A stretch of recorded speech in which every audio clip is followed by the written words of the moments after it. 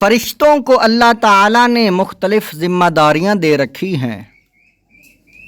حضرت جبرائیل علیہ السلام اللہ تعالیٰ کے احکام انبیاء کرام کے پاس لے کر آتے ہیں۔ اللہ تعالیٰ ارشاد فرماتا ہے، اللہ تعالیٰ فرشتوں میں سے بھی اپنا پیغام پہنچانے والا منتخب کرتا ہے اور انسانوں میں سے بھی۔ یہ اللہ کا فرمان سورۃ الحج آیت نمبر 75 میں موجود ہے۔ آپ کے سامنے جو کتاب ہم پڑھ کر آپ کو سنا رہے ہیں، اس کتاب کا نام ہے فرشتوں کے حالات و واقعات۔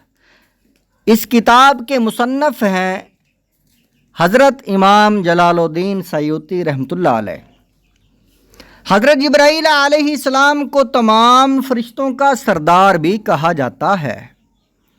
حضرت میکائیل علیہ السلام بارش برسانے اور لوگوں کی روزی و روٹی کے انتظام پر مامور ہیں۔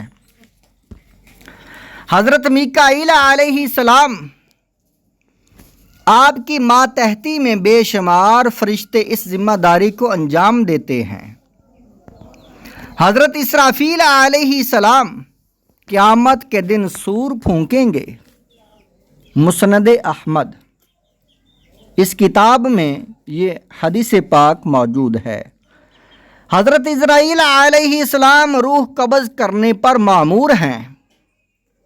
حضرت اسرائیل علیہ السلام کی ماتحتی میں بے شمار فرشتے لوگوں کی جان نکالنے پر مامور ہیں۔ فرمان الہی ہے، کہہ دو کہ تمہیں موت کا وہ فرشتہ ملک الموت پورا وصول کر لے گا جو تم پر مقرر کیا گیا ہے، پھر تمہیں واپس تمہارے پروردگار کے پاس لے جایا جائے گا۔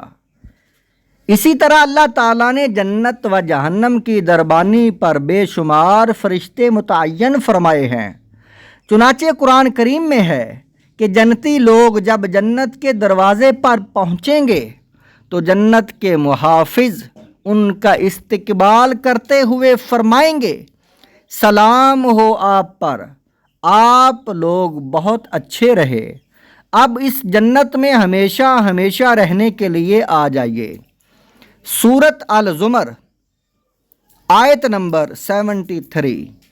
اسی طرح فرمان الہی ہے، یہ دوزخ کے کرندے کوئی اور نہیں فرشتے مقرر کیے ہیں۔ اللہ تعالیٰ کے حکم فرشتے بارش کے ہر قطرے کے ساتھ نازل ہوتے ہیں، جو ہر قطرے کو شمار کرتے ہیں کہ وہ کہاں کہاں گرتا ہے اور اس سے کیا کیا چیز اگتی ہے۔ الغرض اللہ تعالیٰ نے انسانوں کی حفاظت پر بھی فرشتوں کو متعین کر رکھا ہے۔ اللہ تعالیٰ ارشاد فرماتا ہے، ہر شخص کے آگے اور پیچھے وہ نگران فرشتے مقرر ہیں جو اللہ کے حکم سے باری باری اس کی حفاظت کرتے ہیں۔ سورۃ الرعد، صحیح بخاری کی حدیث میں ہے کہ فرشتوں کی ایک جماعت دن کے وقت انسانوں کی حفاظت پر مامور ہے اور دوسری جماعت رات کے وقت ان کی حفاظت کرتی ہے۔ ابو داؤد کی ایک روایت حضرت علی رضی اللہ تعالیٰ عنہ سے مروی ہے کہ یہ فرشتے مختلف حادثات سے انسانوں کی حفاظت کرتے ہیں۔